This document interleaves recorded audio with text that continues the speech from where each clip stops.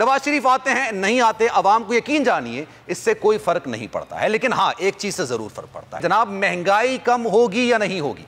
Subscribe करें और bell दबाएं ताकि कोई खबर रह न जाए।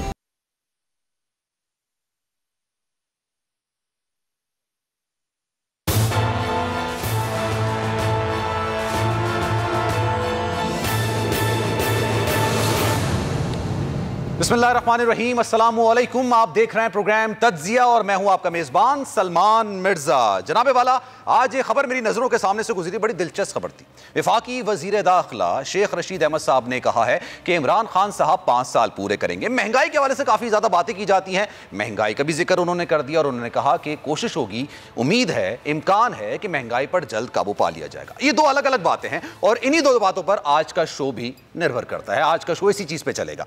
जनाब वाला, पहली बात यह कि इमरान खान साहब अपना टेन्योर पूरा करेंगे, 5 साल पूरे करेंगे, लेकिन क्या वाकई में ऐसा है? क्योंकि इस वक्त डील की बातें काफी ज्यादा सरगर्म हैं, काफी ज्यादा की जा रही हैं और हम नहीं कर रहे, ये खुद नून लीग वाले कर रहे हैं, ये खुद हुकूमत वाले कर रहे हैं, ये खुद अपोजिशन वाले कर रहे हैं और ये कह रहे हैं जनाब नवाज शरीफ साहब वापस आ रहे हैं। और जितना नवाज शरीफ वापस आने की बातें हो रही हैं, हुकूमत के सर पे भी सवार हो रही है, अपोजिशन के सर पे भी सवार हो रही है। दोनों अपने तई अपने हिसाब से जिस हद तक हो सकता है उस हद तक बयानात दे रहे हैं, लेकिन इसकी हकीकत क्या है आज के प्रोग्राम में इस पर बात करेंगे। लेकिन दूसरी बात जो सबसे ज्यादा इंपॉर्टेंट बात है, नवाज शरीफ आते हैं नहीं आते, अवाम को यकीन जानिए इससे कोई फर्क नहीं पड़ता है, लेकिन हाँ एक चीज से जरूर फर्क पड़ता है। उससे जो फर्क पड़ता है वो आम आदमी को यह है कि जनाब महंगाई कम होगी या नहीं होगी। आटा, दाल, चीनी, बिजली की कीमतें, गैस की कीमतें, पेट्रोल की कीमतें, क्या इनमें कमी आएगी नहीं आएगी? टैक्स कम होगा या नहीं होगा? जनाब, तहरीक इंसाफ की हुकूमत ने अभी रिसेंटली बजट पेश किया। अच्छा, जब बजट पेश किया जा रहा था उस वक्त मैं यहाँ पर ट्रांसमिशन कर रहा था, समी साहब का उस दिन का शो भी मैंने किया था, तो उस दिन हम जब बात कर रहे थे और दीगर तज्जियाकार हमारे साथ मौजूद थे, उस वक्त यह कहा जा रहा था कि यह बजट पूरे साल को कवर नहीं कर सकता है। ये मैं इसलिए बात कर रहा हूं क्योंकि वो ट्रांसमिशन में मैं हिस्सा था और मैंने ये कहा था कि जनाब ये किस तरह से पूरा किया जाएगा? जो टैक्स कलेक्शन है, जो आपने बजट के अहदाफ रखे हैं, वो नामुमकिन है कि दोनों मैच कर जाएं। और फिर ये कहा जाने लगा कि जनाब मिनी बजट जरूर आएगा। अब मिनी बजट की बातें की जाने लगी हैं। फिर हमने कुछ हुकूमती नुमाइंदों से बात भी की थी, हुकूमती लोगों से भी बात की थी और उनसे पूछा था कि जनाब मिनी बजट आप लेकर आएंगे, क्योंकि आपने इतने पुरजोर अंदाज में कहा है कि इसमें कोई नया टैक्स नहीं लगाया गया और ना ही कोई नया टैक्स लगाया जाएगा। इवन दो उस वक्त नून लीग के लोग भी ये बात कहते थे कि यार ये बजट कैसे आ सकता है, ये कैसे चल सकता है, क्योंकि यूजुअली तौर पर इतना बड़ा गैप होता नहीं है आमदनी और खर्चे में। अगर मैं आसान अल्फाज में आपको बताऊं कि जितना आमदनी का तखमीना लगाया गया था भाई, वो खर्चों से बहुत ज्यादा दूर था। अब नई चीज निकलकर सामने आ रही है जनाब, मिनी बजट लाया जा रहा है। एक बार फिर से महंगाई बम गिराया जाएगा, एक बार फिर से नए टैक्सेस लगाए जाएंगे, एक बार फिर से शहरियों के लिए अजियत बढ़ती चली जाएगी। और यकीन जानिए इमरान खान की हुकूमत को अगर किसी चीज से मसला होगा, अपोजिशन पाकिस्तान की तारीख में इतनी ज्यादा कमजोर अपोजिशन नहीं देखने को मिली, लेकिन एक कार्ड उनके पास है, वो है महंगाई का कार्ड। अगर वो कार्ड वो सही से खेल लेंगे तो इमरान खान के लिए मुश्किलात काफी ज्यादा बढ़ती चली जाएंगी। तो जनाब, डील की बातों में कितनी सच्चाई है? नवाज शरीफ क्या वाकई डील से वापस आ रहे हैं और क्या वाकई महंगाई की शोर में मजीद इजाफा होगा, नए टैक्स लगाए जाएंगे, मिनी बजट आएगा और मिनी बजट में हवारियों को और मुखालफीन को क्या करना पड़ेगा? इस पर आज बात करते हैं। जनाब, पैनलिस्ट हमारे साथ मौजूद हैं। सिद्दीक साजिद साहब इस वक्त हमें ज्वाइन कर रहे हैं, फखरुर रहमान ज्वाइन कर रहे हैं और साबिर शाह साहब आपने भी हमें ज्वाइन किया है। बहुत शुक्रिया जनाब आप सबका। सिद्दीक साजिद साहब, सबसे पहले मैं बात करना चाहूंगा आपसे, क्या ये नए टैक्स लगाने की बात की जा रही है, नए टैक्स लगाए जा रहे हैं या मिनी बजट आया जा रहा है? कल काबीना का इजलास भी और ये कहा जा रहा है कि ये तमाम चीजें अप्रूव करा ली जाएंगी जो कि पार्लियामेंट में पेश की जानी है। क्या खबरें आपके पास? बहुत शुक्रिया सलमान। आज अपोजिशन जमातों की जो स्टीयरिंग कमेटी का मुश्तरका इजलास था उसमें इन्होंने मिनी बजट को भी और साथ साथ जो स्टेट बैंक की खुद मुख्तारी का जो बिल है उसको उन्होंने मुस्तरद भी किया और साथ अपनी एक प्लानिंग भी की कि इस बिल को किस तरह मंजूर होने से रोकना है। अदली एतबार से तो हुकूमत को जो है वो अक्सरियत हासिल है, लेकिन इस बिल की मंजूरी जो है वो सादा अक्सरियत से होनी है। ऐवान में मौजूद जो अरकान होंगे उनकी सादा अक्सरियत, तो उस दिन जिस दिन ये बिल पेश होगा, जिस दिन मंजूर कराया जाएगा, उस दिन जिस हुकूमत के या अपोजिशन के अरकान ज़्यादा होंगे वो इसमें कामयाबी हासिल कर लेंगे। अब अपोजिशन ने यह कहा जी हम तो पूरी कोशिश करेंगे कि हमारे तमाम अरकान मौजूद हों, उनको ये हदायत भी जारी की गई हैं कि वो इस्लामाबाद में जो है वो मौजूद रहें, क्योंकि हुकूमत किसी वक्त भी इस बिल को ला सकती है और हुकूमत के पास ये इख्तियार होता है कि किसी भी तरह से या ज़िमनी एजेंडा जारी करके, अगर एजेंडे में ना भी हो तो एक सप्लीमेंट्री एजेंडा जारी करके फ़ौरी तौर पर उसको पेश किया जा सकता है, जबकि अपोजिशन अरकान की तादाद वो देखें कि ऐवान में कम है। और माजी में ऐसा हुआ है, पहली बार नहीं हो रहा कि मिनी बजट लाया जा रहा है। जी बिल्कुल ऐसा ही है। और दूसरी बात यह है कि हुकूमत की प्लानिंग ये भी होगी कि अपोजिशन को इतना जो है वो तंग किया जाए, या तो ये बाइकाट कर जाए या फिर इतना ये शोर शराबा और हंगामा करें कि उसी दौरान इसको पास करवा लिया जाए। ये सारी ज़ाहिर एक उनकी स्ट्रेटजी का हिस्सा होता है। अब यहाँ पे जो आपने बात की थी हवारियों की और मुखालफिन की, जो हुकूमत के हवारी या इत्तेहादी हैं वो इस वक्त जो है वो एक सियासी जो फ़ायदा होता है हर कोई इसको हासिल करता है, उस सियासी फ़ायदे के चक्कर में ये है कि हमें फ़ंड्स मिल जाएं, हमारे मसाइल हल हो जाएं, आपके हलके का कोई SHO या अफसर तब्दील हो जाए, उसकी मर्ज़ी का बंदा जो है वो लग जाए। वो इन चक्करों में ज़्यादा पड़ते हैं, उनको आपकी और मेरी या आवाम की महंगाई की वो इतनी ज़्यादा फ़िक्र नहीं होती है। मैं बात इस वजह से कर रहा हूँ, आज मेरी एक वफाकी वज़ीर से बात हुई, मुझे दुख हुआ, एक इत्तेहादी जमात के वफाकी वज़ीर, वो कहते हैं, मैंने पूछा जी आप इसकी सपोर्ट करेंगे या मुखालफत, तो उन्होंने कहा जी अगर आप मेरे से ज़ाती बात पूछें तो यकीन मानिए मैं इसकी मुखालफत करूँगा, लेकिन मुझे करना वही है जो मेरी पार्टी क़यादत कहेगी। तो उन्होंने ये जवाब दिया। ये इसी तरह GDA वाले हैं, उनका ये मौक़िफ़ है कि अभी हमने इसको देखा नहीं है, हालांकि हर चीज़ ओपन है कि 380 अरब रुपए की टैक्स छूट जब ख़त्म होगी तो जो इस छूट के ख़त्म होने से जो महंगाई का एक नया तूफ़ान आएगा। सारी दुनिया मोटे मोटे पॉइंट्स हर जगह पे आ चुके हैं कि इस मिनी बजट में जो है वो क्या है, तो वो हर एक अपना जो है वो सियासी फ़ायदा देकर इसको इस्तेमाल करेगा। हाँ, इस बात में कोई शक नहीं कि हुक्मरान जमात के अंदर भी इख्तलाफात मौजूद हैं, इसी वजह से इसको डिले किया जा रहा है।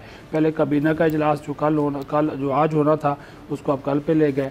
अब ये भी इनका कोई पता नहीं है कि इन्होंने आइंदा ये, क्योंकि 12 जनवरी तक की डेडलाइन इनके पास ऑलरेडी है, तो ये कोशिश ये करेंगे कि जिस दिन अपोजिशन के अरकान जो हैं वो कम हुए, किसी न किसी तरीके से इसको पास करवाने की कोशिश पूरी करेंगे।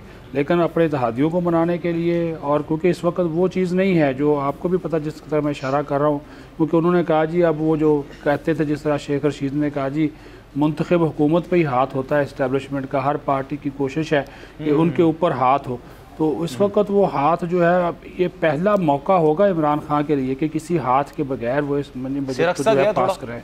तो ये हजी, तो ये अभी ये सारी जो चीज़ें हैं ये देखनी इसलिए भी ज़रूरी है।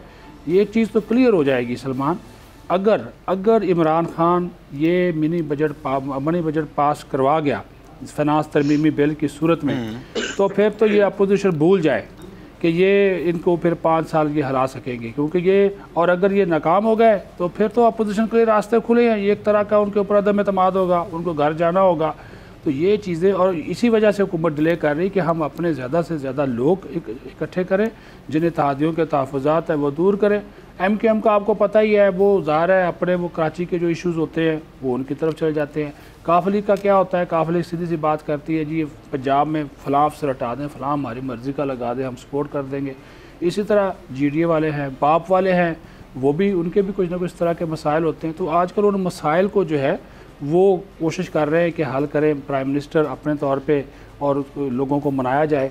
लेकिन अभी इन्होंने ये तय नहीं किया कि कल अगर ये कैबिनेट से मंजूरी ले लेते हैं तो इन्होंने पेश इसको कब करना है। पेश अचानक ही करेंगे कि उसी सूरत हाल को देख के और उसी शोर शराबे में हंगामा रही में इनकी कोशिशों को भी इसको पास करवाएं।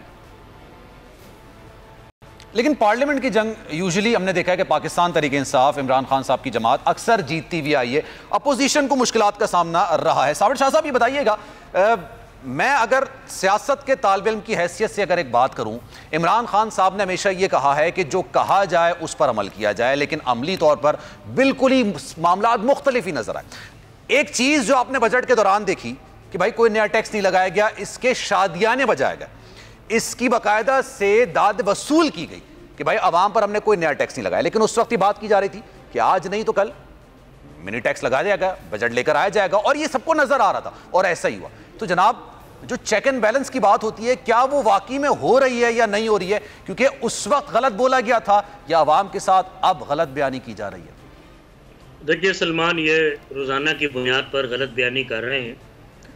और मज़े की बात यह है कि मैं अक्सर कहता हूँ कि आपने कभी आसिफ जरदारी या नवाज शरीफ के मुंह से ये नहीं सुना होगा कि हम करप्शन कम कर देंगे, हम करप्ट को पकड़ लेंगे, क्योंकि भाई वो तो खुद मुबैना तौर पर इसमें शामिल, उनके दोस्त शामिल, इधर इनकी सारी काबीना के ऊपर कोई ना कोई इल्ज़ाम, और ये रोज़ कहते हैं मैं करप्शन कम कर दूँगा। कोई स्पेशल एडवाइज़र आता है लंदन से, पता लगता है कि जिसको स्पेशल एडवाइज़र बनाया तमाम कसिनोज में इसको बैन किया हुआ, ये बैंकरप्ट हो चुका आदमी 2 दफ़ा, इसके ऊपर 7500 इल्ज़ामात है फाइनेंशियल इरेगुलरिटीज़ के, उसको एडवाइज़र बना के लंदन में बिठाया होता है। और यहाँ आपकी काबीना है, दवाइयाँ बढ़ गई, तेल की कीमतें, शुगर स्कैंडल, और पता नहीं क्या क्या, कौन सी चीज़ का स्कैंडल नहीं आया, गंदम का स्कैंडल, आटा स्कैंडल। लोग मिनिस्ट्रीज में बैठे हुए हैं, जिसके बाद दम खम है वो बदमाशी करते फिरते हैं, उनको पकड़ने वाला कोई नहीं। पकड़ा कौन गया अभी तक मुझे बताएं? तो ये मुनाफकत की भी हद हो चुकी है, दोगलेपन की भी हद हो चुकी है। और जब आप मिनी बजट अनाउंस कर देते हैं ना सलमान, तो मिनी बजट आ चुका होता है एक्चुअली। चीज़ों की कीमतें आज रात कल तक बढ़ जाएंगी।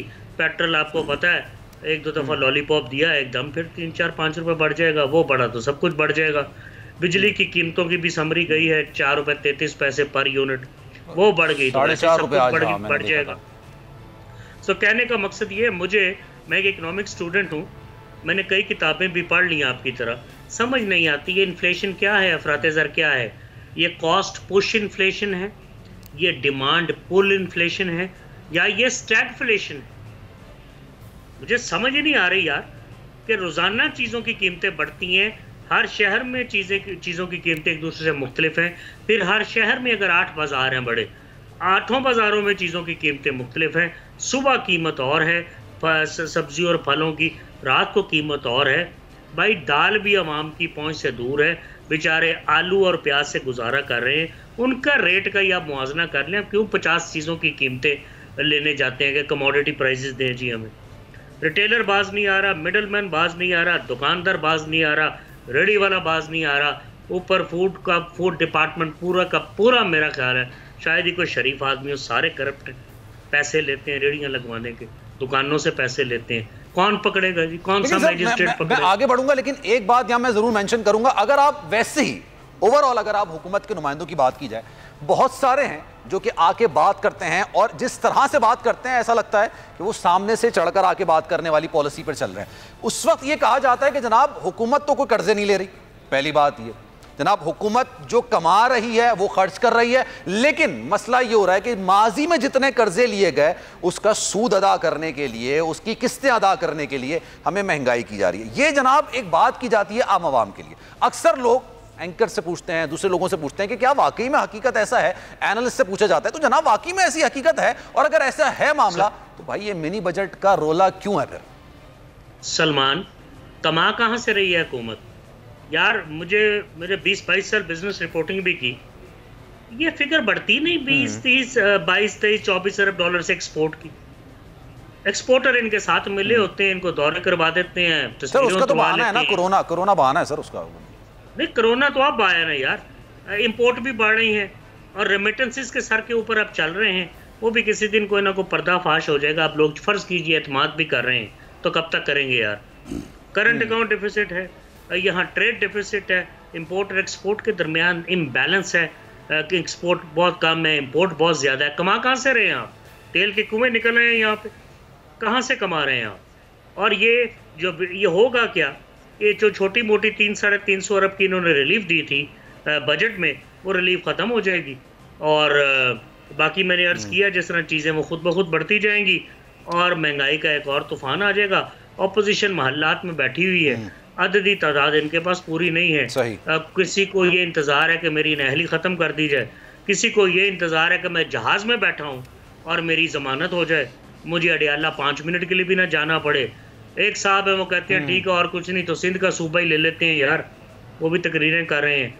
एक साहब है जिनको काफ़ी सीटें मिल गई अब खैबर पख्तूनख्वा के लोकल बॉडीज़ इलेक्शंस में, वल्लाह आलम मुझे ये भी डील लगती है। मैं और आपको क्या बताऊँ, तो कौन बोलेगा?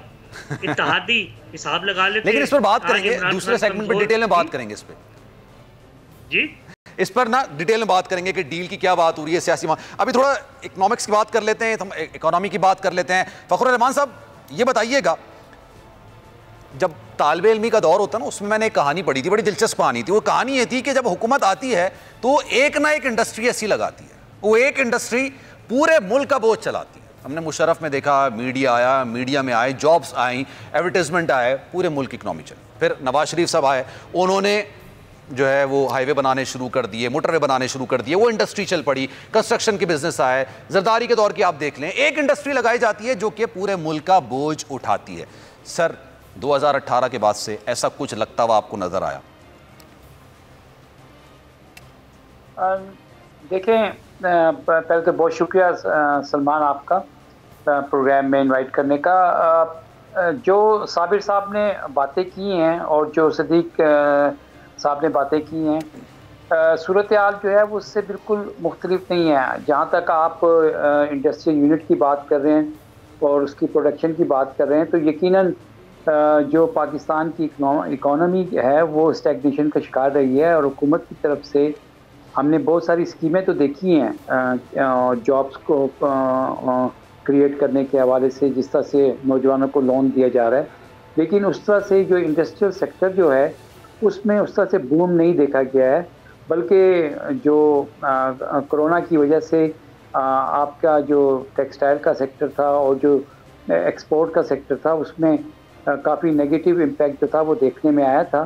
तो जब से हुकूमत ने ये कंस्ट्रक्शन साइट खोली और उसके अंदर जो है ये छूट दी थी कि किसी से आमदनी का नहीं पूछा जाएगा, तो एक तरह से मुल्क के अंदर इकोनॉमी को दोबारा से जो है अरबों रुपए को सर्कुलेशन में लाने की जो बात की गई थी, उससे थोड़ा बहुत हुआ है। लेकिन ओवरऑल अगर आप देखें तो सूरत हाल काफ़ी डिसअपॉइंटिंग है। और इसमें मैं साबिर साहब की बात से इत्तेफाक करूँगा कि जो रिटेलर है, जो मिडल मैन है और जो इवन रेडी वाला जो है, उसको कोई फ़र्क नहीं पड़ता, वो अपनी आमदनी जो है उसकी उसी तरह से चल रही है। इसलिए ये जो मिनी बजट है ये भी इसी तरह से पास हो जाएगा। अपोजिशन शोर करेगी फॉर द सेक ऑफ सियासत, और इसी तरह से ये चीज़ें चलती रहेंगी। और आप देखेंगे कि आज नहीं कल नहीं तो ये मिनी बजट आएगा और इसी तरह से पास हो जाएगा। वाकई मुल्क में जो महंगाई का जो फैक्टर है वो बहुत इफेक्टिव है। इसके इस बात को हुकूमत भी रियलाइज़ करती है और बहुत सारे जो लोग हैं, जैसे कि आपने देखा कि KPK में जो इंतखाबात हुए बल्दियाती, और उसमें मेजर वजह जो सामने आई है वो महंगाई की आई है। तो इसमें PTI के लिए जो है वो पॉलिटिकल जो सेटबैक है वो कंटिन्यू रहेगा, क्योंकि जो ख़ास तौर पर MNAs हैं वो अपने हलकों में जाकर इस महंगाई के हवाले से अपने जो वोटर्स हैं, वोट बैंक जो है उसको इंटैक्ट नहीं रख सकेंगे और वो किस मुंह से जाएंगे, ये बहुत बड़ा सवाल है। और ये मिनी बजट पास होने के बाद देखना ये पड़ेगा कि इस सारी मामले से हुकूमत कैसे बाहर आएगी, क्योंकि आगे पंजाब में भी बल्दियाती इंतखाबात होने हैं और फिर इसी तरह से दूसरे हिस्सों में भी बल्दियाती इंतखाबात होंगे। तो ये काफ़ी चैलेंजिंग सिचुएशन है। बिल्कुल जो आप सवाल किया था कि इंडस्ट्रियल यूनिट की तरफ जो बाहर से इन्वेस्टमेंट की बात हो रही थी, उसकी तरफ जो है वो अभी हमें कोई खातिर खा पेशरफ जो है वो देखने में नहीं मिली। अच्छा साबिर साहब, ये मुझे एक जहन में एक चीज़ आई, 13.25% शरह सूद हुआ करता था गालिबन 1.5 साल पहले या 2 साल पहले, उतना था। और फिर इमरान खान साहब ने कुछ सहाफ़ियों के साथ बैठ के गुफ्तगू की, बातचीत की, और जहाँ तक मैं गलत नहीं हूँ, मुझे याद पड़ता है समी साहब का ये सवाल था वज़ीर आज़म इमरान खान साहब से कि 13.25% शरह सूद, इसको कम करना चाहिए, क्योंकि जाहिर सी बात है फिर आप चीज़ों को कंट्रोल नहीं कर सकेंगे, इंडस्ट्री बूस्ट नहीं हो सकेगी। और जो तालिब इल्म के दौर में पढ़ने वाली चीज़ होती है वो यही होती है कि जितना शरह सूद ज़्यादा होता है उतना ही बिजनेस कम होता है, और जितना शरह सूद कम होता है तो उतना ही बिजनेस में फैक्टर ज़्यादा लगता है। 13.25% से ये नीचे आया 7 पे, अब दोबारा से चला गया 10 पर। तो ये तरक्की हो रही है, जवाल हो रहा है, आप क्या समझाएंगे इस पर? सलमान, बात यह है कि जहाँ तक शरह सूद का ताल्लुक है, इसका मैकेनिज़्म होता है। State bank of Pakistan, finance ministry इसका एक मैकेनिज़्म बनाते हैं, उसमें तो मुझे कोई एतराज़ नहीं है। यार शरह सूद नहीं, कॉन्फिडेंस दे बाबा, लोगों को कॉन्फिडेंस दे। बड़ा पैसा यहाँ पे लोगों के पास, आप निकले ईद उल अज़हा पे 4-4, 6-6 बकरे कर रहे होते हैं और 10 मरले का मकान होता है। गाड़ियां लेके फिर रहे हैं छोटी छोटी गलियों में, नई गाड़ियां उन्होंने पार्क की हुई हैं लोगों ने। यार लोगों को कॉन्फिडेंस दें, आपको पैसा दें, आपको टैक्स दें। आप you are taxing the already taxed people कि मैं टैक्स दे रहा हूँ, मैं गलती से आ गया हूँ टैक्स नेट पे, इसी से लो 10 रुपए और, इसी से लो टैक्स। बिजनेसमैन फंस गया है कोई, इसी से और ले लो। यहाँ में लाखों दुकानदार हैं पाकिस्तान में जिनकी रोज की सेल लाखों रुपए की है। यहाँ ऐसे ऐसे फूड आउटलेट हैं, रोजाना की सेल मिठाइयों वालों की, और ये गालिबन ये पाकिस्तान तहरीक इंसाफ के मैनिफेस्टो का हिस्सा भी था। उन्होंने कहा था कि टैक्स नेट बढ़ाया जाएगा, लोगों को ज्यादा से ज्यादा जो नहीं देते उनको लेकर आया जाएगा, ये नहीं कि जो दे रहे हैं, जो नौकरी पेशा हैं, जो डायरेक्ट टैक्स किस में आते हैं, उनका बढ़ा दिया जाएगा। गालिबन अगर मैं सही हूं तो मैनिफेस्टोस कॉपी पेस्ट कर लेते हैं, इन्हें खुद नहीं पता होता इनका मैनिफेस्टो क्या है। इनसे पूछ के देखें, इनमें से वो 5 पॉइंट बता दे अपने मैनिफेस्टो के, तरीके इंसाफ हो या नून लीग हो, तो जनाब मैं ये प्रोफेशन छोड़ दूंगा पकड़। असल मसला है आवाम को खुशहाली देंगे तो टैक्स देगी ना यार। इनकी चोरियां देख देख के आम आदमी भी सड़क पे चोर हो गया, मोरालिटी खत्म हो गई, सोशल फाइबर खत्म हो गया। Look at the traffic on the roads. Motorcycle वाला कहाँ से निकल रहा, लैंड क्रूजर वाला समझ रहा मेरे बाप की गाड़ी है, अफसर जा रहा है, उसके पीछे गार्ड जो है वो बंदूकें उन्होंने लोगों पे तानी हुई है। क्या बदमाशी, क्या बकवास हो रही है। Has the system finished? मैं तो ये अब सवाल कर रहा हूँ कि क्या सिस्टम मौजूद है? कौन पूछने वाला इस सिस्टम को? महंगाई पहले भी थी, हमेशा शोर मचता रहा। मैं जब भी जाता था कोई चीज खरीदने, मैं कहता था यार 2 रुपए बढ़ गई, 4 रुपए बढ़ गई, मैं किससे लड़ूं यार, ये पकड़ो पैसे चीज दे दो, टाइम नहीं है। अब महंगाई इतनी हुई है कि मैं जाती तौर पे फील करता हूँ जब मैं कोई चीज लेने जाता हूँ कि कल तो मैं इतने की लेके गया था, आज कितने की। आम आदमी का क्या हाल होगा? मैं तो अपने आप को फिर भी कोई छोटा मोटा खाता पीता समझता हूँ यार। फिर क्या होगा? स्ट्रीट क्राइम बढ़ेगा, 25 से 30% नए मुलजिम, नए मुजरिम हर साल आपके उसमें क्राइम चार्ट पे आएंगे, जिन्होंने पहले कभी कोई जुर्म नहीं किया होगा। भूख और नंग इनको सड़कों के ऊपर जो है वो डकैतियां मारने पे और चोरियां करने पे बहुत ज्यादा मजबूर कर देगी। हर बच्चा यहाँ पे कहता मैं रातों रात परिजाद बन जाऊं, किसी तरह परिजाद बन जाऊं, मैं पढ़ाई भी ना करूं, कुछ भी ना करूं, पूरा सोशल फाइबर खत्म हो गया। वो ये देखते हैं कि लीडर ये कर रहा है, क्या कुछ रहा है, कर कुछ रहा है, 4 लैंड क्रूजर्स पे जा रहे हैं, 100 कनाल, 200 400 कनाल के घर रहे हैं यार। पुलिस मुझे पकड़ के धक्के देती है जब ये गुजर रहे हो, तो फिर उसने भी तो कुछ करना है। अब कर क्या रहे हैं? मुआशरे को तबाह कर रहे हैं। अब सिर्फ करप्शन नहीं कर रहे, अब मुआशरे को तबाह कर रहे हैं। यहाँ शुरफा का रहना महाल हो चुका है पाकिस्तान में। हरासमेंट के केसेस पे सजा आप प्रॉपर देते होते तो आज ये हाल होता। अब चोरों को पकड़ के अपने फांसियों पे लगाया होता तो इस तरह चोरी हो रही होती। क्लर्क भी बाज नहीं आता, ग्रेड 21-22 का अफसर भी बाज नहीं आता।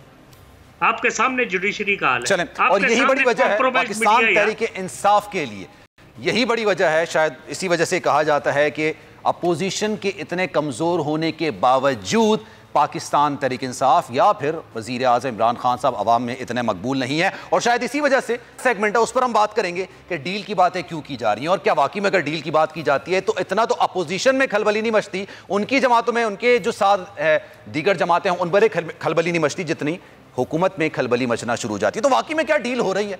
क्या नवाज शरीफ साहब डील के तहत आ रहे हैं? डील हुई है तो किससे हुई है? और क्या वो वापस आएंगे तो जेल जाएंगे या फिर कहीं और जाएंगे? इस पर बात करेंगे, लेकिन एक ब्रेक के बाद, कहीं जाइएगा नहीं, एक ब्रेक के बाद हाजिर होते हैं।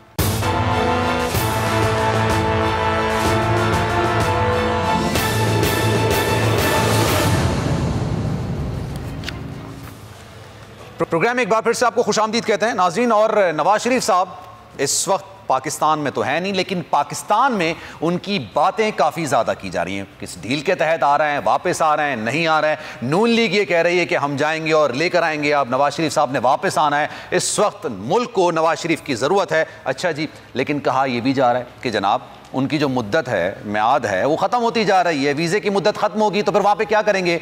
उनको डिपोर्ट होना पड़ेगा, वापस आना पड़ेगा, और डिपोर्ट होने से बचने के लिए उनको पाकिस्तान आना है। इसी सारे मौके पर चौका लगाया हुकूमत ने, और हुकूमत ने यह कहा कि जनाब हम वापस लेकर आएंगे। अब जब एक रास्ता निकल रहा होता है तो हर बंदा उसका क्रेडिट लेने के लिए आगे बढ़ता है। अब नून लीग चाह रही है कि इसको एक इनकलाबी रास्ता दिखाया जाए, और हुकूमत ये चाह रही है कि अपने पल्ले मजीद कामयाबियां लिखवाने के लिए यह भी कह दिया जाए कि नवाज शरीफ खुद से नहीं आ रहे हैं बल्कि हम उनको लेकर आ रहे हैं। दोनों जानिब से बातें की जा रही हैं, लेकिन सबसे दिलचस्प बात जो हो रही है वो ये हो रही है कि जनाब नवाज शरीफ साहब डील के तहत आ रहे हैं। और ये बातें दोनों साइड से की जा रही है, दोनों साइड से इस तरह की बातें की जा रही हैं। इस तरह से कहा जा रहा है कि नवाज शरीफ किसी डील का हिस्सा है। मुझे नहीं पता कि डील हो रही है नहीं हो रही है, हो गई है नहीं हो गई है। इसी पर बात करते हैं, हमारे जो एनालिस्ट हैं उनको जरूर पता होगा। सिद्दीक साहब, आपको तो पता होगा डील हो गई है नहीं हुई है, किससे हुई है मुझे भी बताइएगा। जी, चल रही है, सिलसिले हैं, राब्ते हैं, मुलाकातें हैं, इसमें कोई शक नहीं है। और मियाँ साहब जो है वो आजकल काफ़ी पुरुम्मीद हैं, सियासतदानों से भी मिल रहे हैं, फनकारों से भी मिल रहे हैं, गुलकारों से भी मिल रहे हैं, और हर एक से कह रहे हैं कि मैं वतन वापस आ रहा हूँ। और अब ये देखिए, बड़ी दिलचस्प बात है कि अब तो नून लीग भी कहती है कि मियाँ साहब जल्दी वापस आएंगे, और हुकूमत भी कहती है कि मियाँ साहब को हम लेकर आएंगे, यानी कि दोनों नवाज शरीफ की वापसी चाहते हैं। तो अब उसी वापसी का रास्ता हमवार करने के लिए नून लीग की जो अपनी जो क़यादत है वो डील का रास्ता इख्तियार कर रही है। ये कह रहे हैं हम कानूनी रास्ता इख्तियार करेंगे, हुकूमत की तरफ से बातें की जा रही हैं। जो अब तक मेरी जो अपनी इतलात हैं, जो इनके लोगों से जो बात हुई है, जो मियाँ साहब से मिलकर आए हैं या जिनके मियाँ साहब से राब्ते हैं, मैं तो वही इंफॉर्मेशन आपके साथ शेयर कर सकता हूँ कि मियाँ साहब इस बात के लिए तैयार हैं कि वो आएंगे, मुकदमात का सामना करेंगे, थोड़े अरसे के लिए जेल जाएंगे, फिर उनको उम्मीद होगी कोई केस फाइल किया जाएगा, वो सुप्रीम कोर्ट बार करे, पाकिस्तान बार काउंसिल करे, वो एक पटिशन दायर की जाएगी और उसके ज़रिए उनको जो है वो बिल्कुल एक साफ़ रास्ता दिया जाएगा। अब मियाँ साहब चाह ये रहे हैं कि मुझे इस चीज़ की गारंटी दी जाए कि मैं जी आ जाता हूँ, मैं जेल भी चला जाता हूँ, तो मुझे ये जो मेरी नाअहली है, जो मेरे ऊपर एक पाबंदी है कि मैं ताहयात जो है नाअहल हूँ, इलेक्शन नहीं लड़ सकता। हालांकि उनके दिल में ये ख्वाहिश मचल रही है कि अगर मैं आ गया पाकिस्तान वापस तो चौथी मरतबा वज़ीर-ए-आज़म मैं ही बनूँगा। वो शहबाज शरीफ का शोशा तो ऐसे ही छोड़ दिया, शायद खकान अब्बासी ने बाद में उनको मियाँ साहब से डांट भी सुननी पड़ी। तो लेकिन वो उसके तो वो ये गारंटी मांग रहे हैं। अब वो देखिए, इस तरह के जो राब्ते इस वक्त नवाज शरीफ के साथ हो रहे हैं, ये बिला वास्ता भी है, ये बिल वास्ता भी है। कोई इसमें कुछ ऐसे लोग भी शामिल हैं जो कि मुख्तदर हलकों के करीब होते हैं। एक पैगंबर होता है, वो जाता है, किसी को भेजा गया है या किसी ने बात की है या कोई मुश्तरका दोस्त होता है, उसके ज़रिए ये गुफ्तगू जो है ये की जा रही है। अब इस गारंटी पे आकर बात जो है वो अड़ी हुई है, क्योंकि ये जो नाअहली है ये पार्लियामेंट ने तो ख़त्म नहीं करनी, क्योंकि पार्लियामेंट में तो इमरान खान बैठा वो तो कभी भी ख़त्म नहीं करेगा। ये तो ज़ाहिर है अदालतों के ज़रिए ख़त्म होनी है, वहीं पे जाना है, वहीं पे केस जाना है। और इसी वजह अच्छा हुकूमत को भी यही है, जो मैं बात आपसे कर रहा हूँ, हुकूमत को भी यही डर है कि ये रिलीफ अगर लेंगे तो अदालतों के ज़रिए लेंगे, तो फिर अदालतों के ज़रिए अगर लेंगे तो फिर इनके केसेस का जो है वो क्या बनेगा। ये नून लीग इस वक्त तक ये इसी अच्छा, फिर ये कुछ चीज़ें कुछ दिनों में अयाज सादक ने बातें ओपन कर दी, उसके ऊपर भी मियाँ साहब ने कहा कि यार मेहरबानी करो, किसी चीज़ को किसे बनने लगन दो, थोड़ा सा आप एक चीज़ों के इख्तिताम की तरफ जाने दें, फिर आप बात करें। आपने पहले ये जो है वो डरा दिया। आप देखा ना कि याद सादक की जैसे ही बयान सामने आए, हुकूमत जो है वो उछल के खड़ी हो गई, उन्होंने बातें करना शुरू कर दी कि ये डील की जा रही है। खान साहब को खुद कहना पड़ा, कैबिनेट का इजलास पूरे का पूरा एजेंडा एक तरफ रख के सिर्फ नवाज शरीफ के इशू पे गुफ्तगू करना उन्होंने शुरू कर दी कि ये कैसे होगा, सज़ाएँ कैसे माफ़ होगी, रिलीफ कैसे मिलेगा, तो फिर सारे कैदी छोड़ दिए जाए। तो बात उन्होंने बात ये नहीं कि बात नहीं हो रही, बात हो रही है और बात दोनों से हो रही है। पिछले दिनों जो आसिफ जरदारी इस्लामाबाद आए, उन्होंने भी एक अहम शख्सियत से 2 घंटे मुलाकात की, और ये मुलाकात भी जो है वो जो जरदारी साहब की ख्वाहिश पे हुई। उस मुलाकात में भी वो तो जरदारी साहब तो बिल्कुल तैयार बैठे हैं। वो कहते हैं जी आप हम अदम एतमाद ले आएंगे, नून लीग साथ देगी, आप नून लीग को मेरे पे छोड़ दें और आप खुला रास्ता करें। उसके बाद ये 1.5 साल में मैं आपको इकानमी भी बेहतर कर दूँगा। अच्छे खासे उन्होंने सब्ज़ बाग दिखाए, वो तो तैयार बैठे हैं। क्योंकि ज़ाहिर है जी उनको तो एक फ़ायदा, वो सिंध में तो ऑलरेडी गवर्नमेंट में है, तो अगर मरकज़ में भी वो आकर गवर्नमेंट में 1.5 साल में बैठ गए तो ये बात नहीं है कि चीज़ें नहीं चल रही। इसी वजह से वरना हुकूमत कभी परेशान ना होती इन सारी चीज़ों से। इमरान खान को घबराहट है कि ये मियाँ साहब आएंगे तो क्या होगा, ये या जरदारी आ गया तो क्या होगा। ये पाकिस्तान में जो सियासी निज़ाम है ना, अच्छा इसकी एक और भी वजह सुन ले। जो कुछ तब्दीलियाँ या तकर्रियाँ गुज़श्ता दिनों हुई हैं, जो लोग मुलाकातें कर रहे हैं, वो अब ये भी चाह रहे हैं कि हमारे सर से ये एक बहुत बड़ा जो है ना ये उतर जाए। ये जो ब्लेम हम पे आता है कि ये हमारा बंदा है, ये हमने इसके सर पे हाथ रखा हुआ है, या हमने जो है वो अपोजिशन को हाँ कि ये वो कह रहे हैं कि ये जो जरदारी साहब से या नून लीग वालों से जो बात हुई, उन्होंने कहा जी वो ये तासुर दे रहे, वो जो अभी ये जो शाहजी ने बात की थी ना साबर शाह साहब ने, ये बड़ी ये इंपॉर्टेंट बात है तो नहीं की है, मैं उसको बिल्कुल एग्री भी करता हूँ, सेकंड भी करता हूँ कि ये जो मौलाना फजलुर रहमान साहब को अच्छा खासा मैंडेट मिल गया खैबर पख्तूनख्वा में, ऐसा नहीं मिला, ये मैंडेट भी उस मुलाकात के बाद मिला जो कि फजलुर रहमान ने 2.5 घंटे इस्लामाबाद में की और अहम शख्सियत से की, और एक रिक्वेस्ट की थी उनसे, उन्होंने कहा कि आप मुदाखलत ना करें, आप हम पे छोड़ दें, हम जितनी सीटें ले जाएं वो हमारा है, आप सिर्फ ये है कि आपका उनके ऊपर दस्ते शफकत ना हो। उन्होंने कहा जी ठीक है जी हम न्यूट्रल होंगे, ये तो उनको यकीन था, वरना तो वहाँ पे पीपल्स पार्टी भी है ना, नून लीग भी है, उनको कितनी मिली या ANP को कितनी मिली। मौलाना साहब ने उस मुलाकात के बाद, उस मुलाकात के, अच्छा ये मुलाकात बल्दियाती इलेक्शन से पहले हुई, तो उस मुलाकात ने ये रंग तो दिखाया ना जी, तो ये अच्छा ये हर कोई इस चक्कर में है कि, और जो शेख रशीद चूँकि ज़्यादा वो करीब हैं इस्टेब्लिशमेंट के, उन्होंने सही बात की है कि हर जमात की ये ख्वाहिश है कि उनके ऊपर दस्ते शफकत हो, लेकिन वो जो दस्ते शफकत रखने वाले हैं वो इस वजह से वो कह रहे हैं, वो कह रहे हैं कि भाई इसको हटाना है, इसको निकालना है, इसको रखना है, ये आप लोग अपने काम खुद करें, ये आप हम पे ना करें, हम पे हमारे सर पे तलवार रख कर मत चलाएं कि हम इसकी सपोर्ट कर रहे हैं, आप इसकी सपोर्ट कर रहे हैं, यानी कि वो अपने आप को क्लियर करना चाहते हैं ताकि ये जो उनके ऊपर एक बलबा डाला जा रहा है। और इसी वजह से तो बहुत सी चीज़ें आप देख रहे होंगे ना कि बहुत सी ऐसी मीटिंग्स हो रही हैं जिसमें ना तस्वीर दिखाई जा रही है, ना उनकी वीडियोस दिखाई जा रही है, बहुत सी वजूहात वो ज़ाहिर है नहीं सामने शायद आना चाहते, लेकिन वो सारी की सारी ये अपनी जो एक सियासत है, हर जमात इस वक्त वो सिर्फ अपोजिशन नहीं है, आप ख़ुद गवर्नमेंट को देख लें कि गवर्नमेंट जो है वो इतना चली गई है आगे कि वो जो है एक दिन वो जरदारी के बारे में बात करते हैं, दूसरे दिन वो ले तो पढ़ते हैं नवाज शरीफ की जानब उनके तोपों को रोक हो जाते हैं। मौलाना साहब तो खुश हैं, मौलाना साहब तो एक तरह के आप देखें उनको तो अब पता चल गया, उन्होंने कहा जी अब आप दूसरा मरहला कराएं या तीसरा कराएं, हमारे जो चीज़ें आनी थी वो तो वहाँ पर आ गई हैं, उसकी भी हुकूमत को चलें, ये तो खबर हो गई ना, अब इस पर तज्जिया लेते हैं कि क्या वाकई में ऐसा हो रहा है, और अगर वाकई में ऐसा होगा तो मौजूदा हुकूमत के लिए वाकई क्या घबराने का वक्त शुरू हुआ जाता है या नहीं। फखर साहब आप क्या कहेंगे, वाकई में डील हो रही है और डील के तहत ही हो रहा है सारा मामला, और क्या नवाज शरीफ साहब वापस आ सकते हैं, और अगर आएंगे तो क्या इसी श्योरिटी के साथ आएंगे कि जनाब उनको दोबारा वजीर आजम बनाया जाए? जी हज़ारों ख्वाहिशें ऐसी कि हर ख्वाहिश पर दम निकले।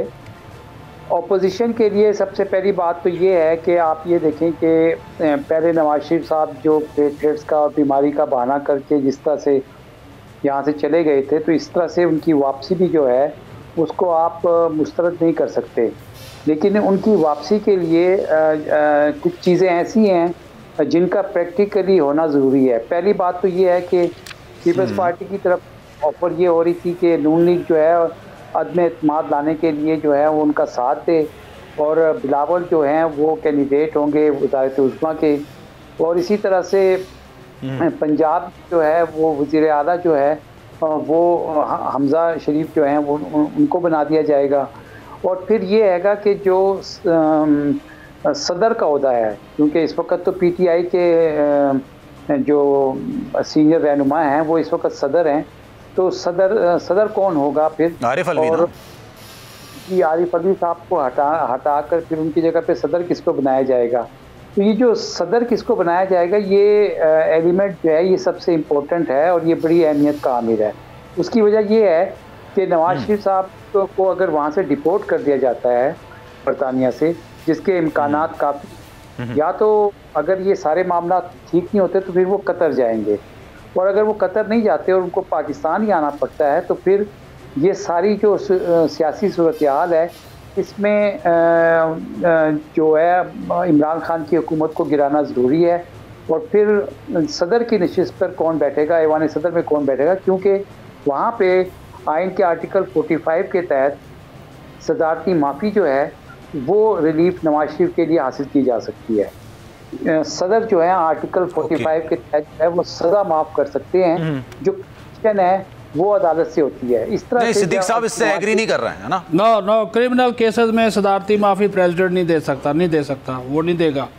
ये नहीं है, ये बिल्कुल ये माफ़ी उसमें नहीं हो सकती। ये अपील प्रेसिडेंट के पास अगर चली भी गई वो रिजेक्ट भी कर देंगे और ये वो कर भी नहीं सकते। क्रिमिनल केसेस में, करप्शन केसेस में वो नहीं करेंगे। नहीं, बिल्कुल आपकी बात दुरुस्त है। जैसे मैंने आपको कहा कि पाकिस्तान की अदालतों की ज्यूरिसडिक्शन से बाहर जाना भी एक नामुमकिनात में से एक चीज़ थी जो कि हो गई। तो यहाँ पे किसी चीज़ को आप रूट आउट नहीं कर सकते। वो जो हाँ, ये बात भी अपनी जगह दुरुस्त है वो अपने तौर पर अपनी स्किन बचाने के लिए, देखें इस सारे मामले में महंगाई और आवाम के दुख दर्द की बात तो वो करते हैं, लेकिन आज तक अपोजिशन की तरफ से कोई प्रोग्राम जो था वो इकोनॉमिक रिलीफ का सामने नहीं आया कि अगर वो इक़्तिदार में आ गए तो वो आवाम को क्या रिलीफ दे सकते हैं। इस वक्त आप पीपल्स पार्टी को देख लें या नून लीग को देख लें, उनके जितने भी सरकर्दा रहनुमा हैं वो किसी ना किसी तरह से केसेस का सामना कर रहे हैं। तो उनकी अव्वलीन तरजीह ये है कि हमने इससे बचना किस तरह से है। उनको ना पहले मुल्क की और आवाम की फिक्र थी और ना आइंदा होनी है, क्योंकि ये जो केसेस आप देख रहे हैं उनके ऊपर अरबों खरबों के, ये इसी वजह से हैं कि वो लूट खसूट करते रहे हैं। और ये जो IMF से आप देखें कि पहले भी IMF के पास गए हैं और IMF के पास जाते रहे हैं, तो ये मुल्क की सूरत हाल हुई है ना। किसी ने IMF से निकलने की कोई बात नहीं की। तो ये सब एक आई वॉश है और बुनियादी तौर पर इस वक्त फोकस ये हो रहा है कि अगर नवाज शरीफ, चले मुझे एक ब्रेक लेना है, लेकिन ब्रेक के बाद वापस आएंगे तो फिर मजीद बात करेंगे। फखर साहब भी हमारे साथ मौजूद। सवाल ये है कि जनाब जरदारी साहब भी पुरुमीद हैं कि जनाब अगली हुकूमत उनकी बनेगी, बिलावल भुट्टो जरदारी वजीर आजम होंगे। इसके अलावा नून लीग का जो कॉन्फिडेंस है वो एक पिछले 15 दिन की बात कर लें, पिछले 10 दिन की बात कर लें, उसमें एक बूस्ट नजर आ रहा है। वो भी बहुत ज्यादा पुरएतमाद नजर आते हैं, जितने पुरएतमाद वो नहीं थे इतने ज्यादा पुरएतमाद नजर आते हैं। और हुकूमत, उनके बयानात में थोड़ी कंफ्यूजन नजर आ रही है, उनके अंदर वो एतमाद नजर नहीं आ रहा है जो कि माजी में नजर आता है। तो इस वक्त गेनिंग पोजीशन पर कौन है? एक ब्रेक लेते हैं, ब्रेक के बाद वापस आएंगे और इस पर बात करेंगे।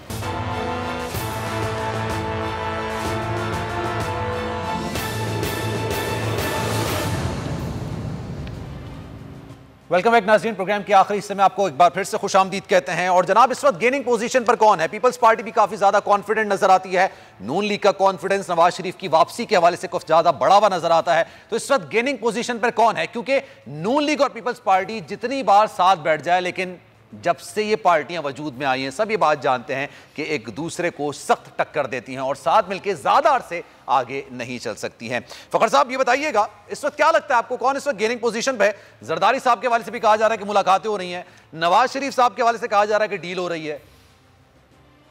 देखिए मैं आपको यही बता रहा था कि अगर पीपल्स पार्टी की कौमी असम्बली में नशिस्तें देखें तो वो बहुत कम है, 50+ कुछ समथिंग है। और जो नून लीग की जो सीटें हैं वो कोई 83-84 के लगभग हैं। तो नून लीग का पल्ला जो है वो भारी है, इसीलिए पीपल्स पार्टी जब तक नून लीग को राजी नहीं करेगी वो आगे किसी भी तरह से वोट ऑफ नो कॉन्फिडेंस की मूव जो है आगे नहीं वो कामयाब नहीं बढ़ सकती। और जब वोट ऑफ नो कॉन्फिडेंस की अगर मूव वो करने भी जाते हैं तो फिर वो अपने अरकान की तादाद को ज़्यादा शो करना ये उनकी जिम्मेदारी होगी कि वो ऐवान में कितने ज़्यादा से ज़्यादा लोगों को वहाँ पर ला सकते हैं, एक चीज़।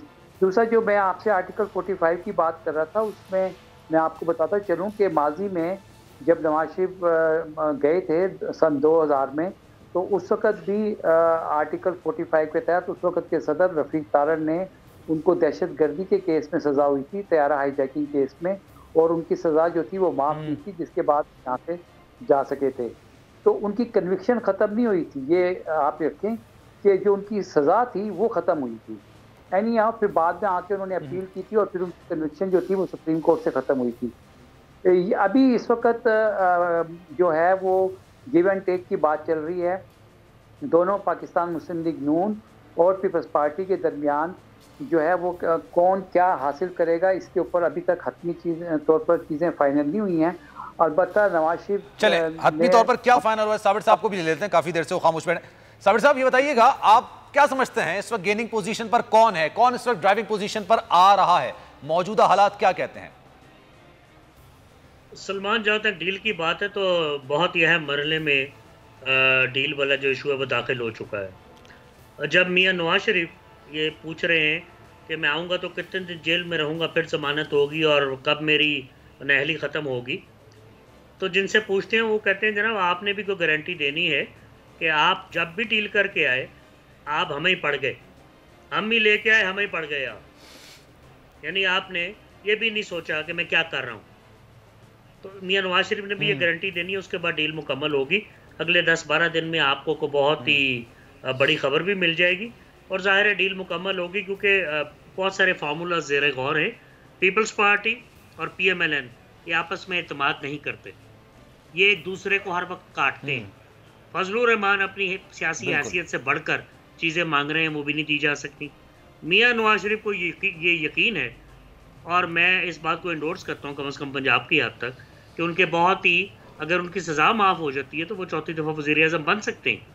उनको सबसे बड़ा चैलेंज क्या दरपेश, अपने घर के अंदर कि मरियम, उनके छोटे भाई शहबाज शरीफ और हमजा शहबाज शरीफ, क्या ये किसी एक फार्मूले पे मुत्तफिक हो सकते हैं? अभी तक बहुत ज़्यादा इख्तलाफ है। सबसे बड़ा चैलेंज ये है मियां नवाज शरीफ के लिए, वरना डील करने के वो बादशाह हैं। आप जब यहाँ से डील करके गए थे तो आपको पता है ना, उन्हें सज़ा हो गई थी सुप्रीम कोर्ट से और वो बाहर चले गए। उनकी बेटी को सज़ा हो गई, वो जमानत में है। ये क्या मसाइल है?